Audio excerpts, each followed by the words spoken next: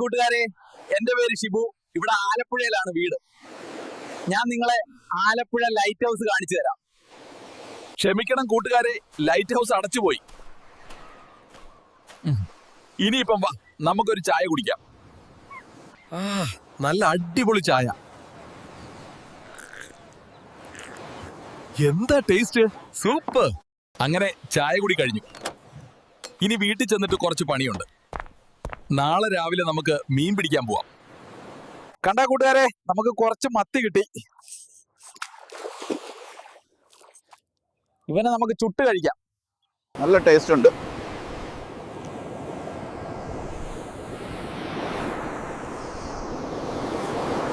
അങ്ങനെ നമ്മുടെ മത്തി വറുത്തത് അടിപൊളിയായിരുന്നു. ഞാൻ 2 എണ്ണം കഴിച്ചു, ബാക്കി പാച്ചൻ പൂച്ചയ്ക്ക് കൊടുക്കാം. കൂട്ടുകാരെ, ഇനി നാളെ കാണാം.